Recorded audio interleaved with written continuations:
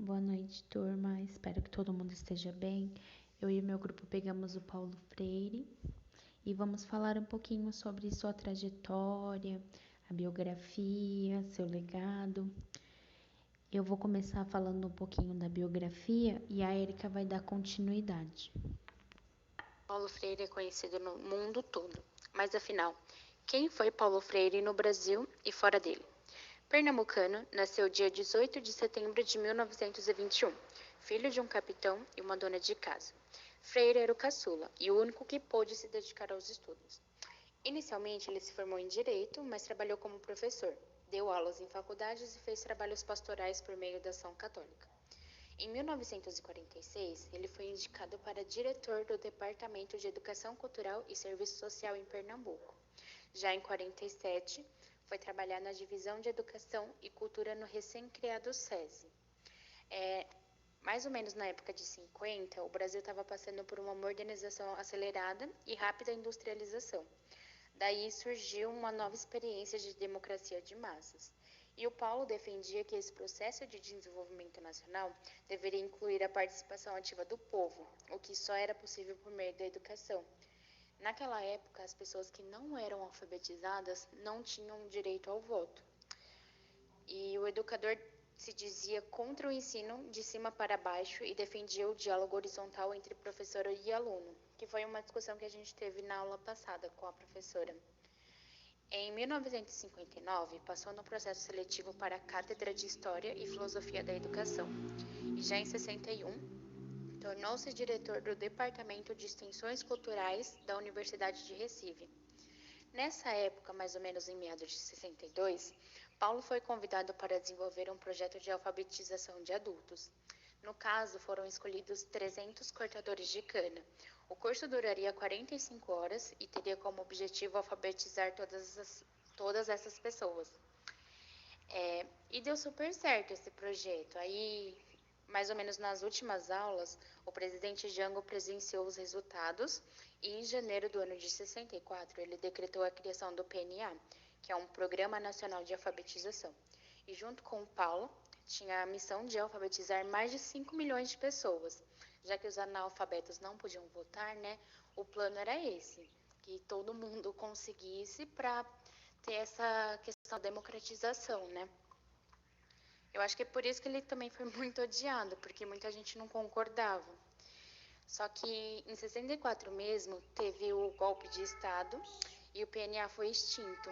E por esses pensamentos que o Paulo tinha, principalmente de dar voz ao povo, ele foi preso por 70 dias e ficou exilado.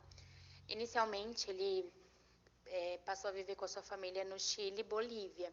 Ele fez vários trabalhos lá, mas depois ele acabou se mudando para os Estados Unidos e deu uma passadinha pela Suíça também. Boa noite, pessoal. Vou dar continuidade no que a Shirley já falou um pouco, que é a bibliografia. Então, vamos lá. No Chile, o Paulo trabalhou na educação de camponeses. Em 1969, mudou para os Estados Unidos, onde deu aulas em Harvard. Em 1970, o livro Pedagogia do Oprimido foi publicado em inglês e espanhol. A obra só chegou no Brasil após 4 anos. Paulo foi para a Suíça, onde trabalhou por cerca de 10 anos como consultor do Conselho Mundial de Igrejas e fez viagens a mais de 30 países. Em 1971, liderou a fundação do IDAC, Instituto de Ação Cultural, que promoveu campanhas de justiça social na Itália, Suíça e África. Em 1975, Paulo passou a visitar países como Guiné-Bissau, Cabo Verde e Angola. Haviam declarado recém-independência de Portugal por meio do IDAC. Ele desenvolveu programas de alfabetização. Em 1979, Paulo retorna ao Brasil, depois de 15 anos exilado, com a ajuda do arcebispo de São Paulo. Passou a dar aulas em universidades como a PUC e Unicamp. Em 1980, ajudou a fundar o PT, Partido dos Trabalhadores. Em 1986, perdeu sua esposa Elsa. Ela era pedagoga e teria acompanhado e apoiado toda a trajetória de Paulo. Entre 1989 e 1991, Luiz Erundina convida Paulo Freire para ser secretário da Educação. Continuou em atividade até o dia 2 de maio de 97, o ano em que sofreu um ataque cardíaco. Foi agraciado com cerca de 48 títulos entre doutorados, honores e outras honrarias de universidades e organizações brasileiras e do exterior. Foi declarado brasileiro patrono da educação brasileira em 2012.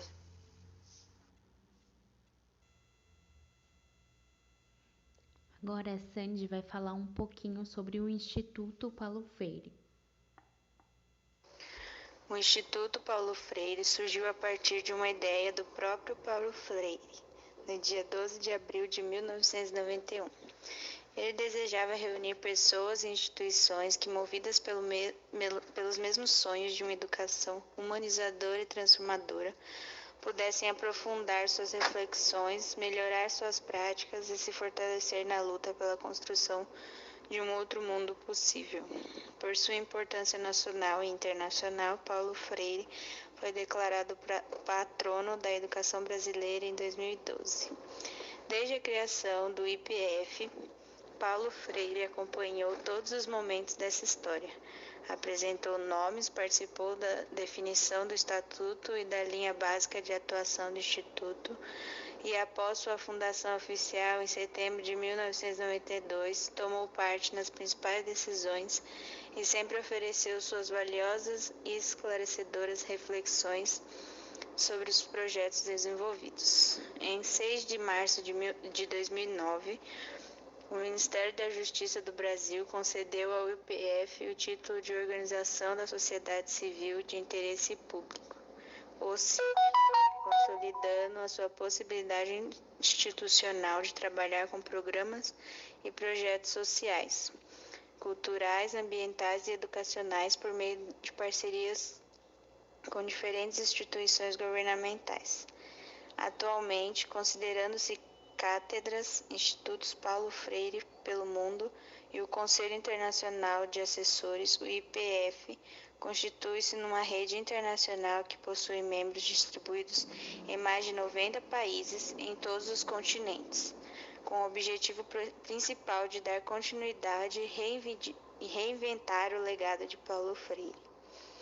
A missão do IPF é educar para transformar, dando continuidade e reinventando o legado freiriano na promoção de uma educação emancipadora, combatendo todas as formas de injustiça, de discriminação, de violência, de exclusão e de degradação das comunidades de vida, com vistas à transformação social e ao fortalecimento da democracia participativa, da ética e da garantia de direitos.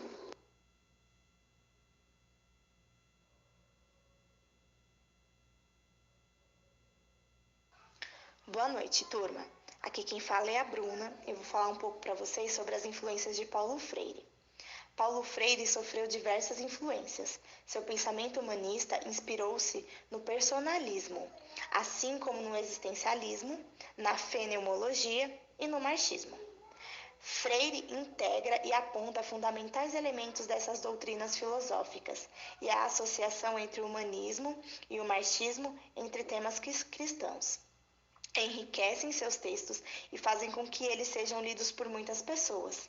Podemos perceber também que Freire recebe influência para a construção de seus conceitos, teorias e existencialismo, uma vez que tenta compreender o homem e sua realidade.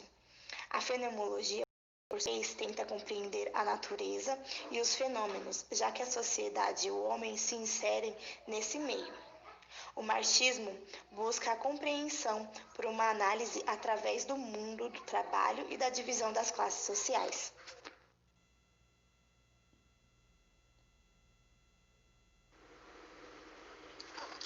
Boa noite. Vamos falar sobre o método Paulo Freire.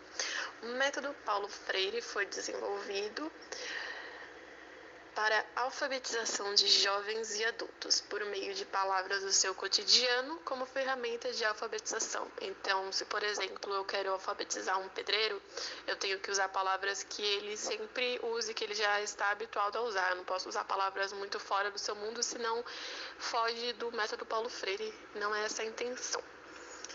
E eu acho particularmente brilhante esse método, porque só essa parte simples de você entrar no mundo do aluno já faz toda a diferença, para que ele simplesmente entre mesmo nessa parte de leitura. Na época em que foi criado o método Paulo Freire, lá para os anos 60, ele era considerado um projeto anticomunismo. E ele tinha o apoio dos Estados Unidos, porque os Estados Unidos acreditavam que você, ao alfabetizar uma pessoa, você impedia que ela... Então, no início era essa a intenção, só que acabou não sendo exatamente isso, e era por isso que os militares eram contra. Pausa nisso, né? Em 1963, teve um grupo de professores que foi liderado por Paulo Freire, e eles conseguiram alfabetizar 300 alunos em menos de 40 horas. E parte desses alunos, alguns dos seus direitos, que seria a carteira de trabalho assinada e o repouso semanal. E os professores conseguiram chegar nesse ponto de eles irem atrás dos seus direitos através de discussões sobre o assunto de trabalho e sobre alguns artigos da CLT que eles acabaram lendo durante a aula. Então, voltando àquela parte, né, os militares não gostavam desse método Paulo Freire justamente por conta disso, porque acabou sendo colocados desde o início de sua vida. Por meio desse método também, além de eles romperem o silêncio, eles também se transformaram em leitores e eleitores mais críticos. Então, eles souberam dos seus direitos e foram atrás e sempre aprenderam justamente a criticidade, né? É importante a gente sempre falar que tem que ser ensinado em sala de aula. Paulo Freire acreditava que a educação era como uma ferramenta de transformação social. Acreditava também que ensinar era como despertar o aluno para ler o mundo. E em 1964, no golpe militar, como já foi dito, houve o fim do Plano Nacional de Alfabetização, que tinha sido começado com o método Paulo Freire, só que não foi finalizado por conta dos militares, e eu li num site que até hoje não teve continuidade, né? Agora, como a gente aplica o método Paulo Freire? A gente começa com uma investigação. Então, se eu quero alfabetizar uma manicure, eu vou ter que entrar no mundo dela. Não só porque ela é manicure e, eu vou pesquisar as coisas que uma manicure faz no seu cotidiano e eu vou pegar as palavras. Não, eu vou entrar na mente dessa minha aluna. Então, não só toda a visão dela de mundo, eu vou dar uma investigação aprofundada. Então, eu vou conhecer esse aluno, eu vou saber quais são as palavras mais comuns para ela, e assim eu vou para a parte da assimilação, que é a parte da tematização. Então, quando eu já aprofundo essa investigação, já vai na parte de tematização, que eu já estou habituado com o mundo dessa minha aluna. Eu sei como conversar com ela, né, como explicar essas coisas, e eu crio consciência desse mundo em que ela vive. E na terceira etapa, que é a problematização, essa é a etapa que nós, como professores, a gente desafia e inspira o aluno para transformar essa visão, talvez, que ela tenha. Então, se ela acha que o mundo a coisa mais justa que já poderia ter existido, né, o mundo atual. Então eu vou começar a criar essa crítica interior dela. Então eu vou fazer com que ela supere essa visão mágica e crítica do mundo que ela tem agora e tenha uma postura mais conscientizada. E assim, depois passando por uma transformação total do mundo em que ela vive e transformando ela num ser crítico e alfabetizado. Então, é basicamente isso.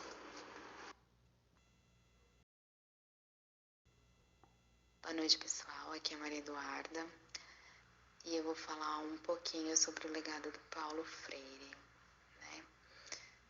Eu vou falar sobre o legado material que o Paulo Freire contribuiu e construiu, né, de uma forma inegável. E ele é um trabalho que, ainda na época dele, mesmo hoje no Brasil e em muitos outros países pelo qual ele passou, ele se tornou referência. Dessa forma, se faz necessário falar sobre mais do que o Paulo Freire fez, né? Mas essencialmente o que ele nos deixou e o que ele representa para a educação brasileira e para a sociedade. Os sujeitos que pretendermos ser e contribuir para a formação num processo dialético e permanente. Então aqui a gente vai mostrar no legado material que Paulo Freire deixou as obras dele. Aqui nos slides a gente tem algumas que a gente achou legal destacar para apresentar aqui para vocês. Em seguida, a Camila vai dar uma palavrinha do legado imaterial que Paulo Freire deixou para a gente. Boa noite, gente. Diante do que a Amádia muito bem colocou, me cabe dizer a vocês um pouco sobre o legado imaterial do Paulo Freire. Imaterialmente, Paulo Freire nos legou a esperança por um ensino que valorize a experiência singular de cada sujeito e o uso de elementos dela para levar, numa abordagem didática, o conhecimento, utilizando do senso comum como ferramenta de aproximação desse conhecimento, mas superando ele no processo de aprendizagem, com a adoção intencional de metodologia crítica e científica. Nos ensina que a educação precisa ser democrática e que os porquês, quem, quando e para quê têm muito mais sentido e função do que simplesmente palavras. São literalmente perguntas que podem libertar da alienação do saber e que, quando aplicadas na realidade singular e social dos sujeitos, levam-os à análise crítica de suas vidas e papéis sociais, bem como da própria sociedade e tudo que a estrutura e mantém, mostrando-se dessa forma como um elemento integrante para a transformação desse projeto societário. E, nesse sentido, a gente fala que o pensamento de Paulo Freire é então revolucionário, porque justamente é com esse pensamento que há transformações relevantes nessa sociedade, nos seres sociais e na educação. Obrigada.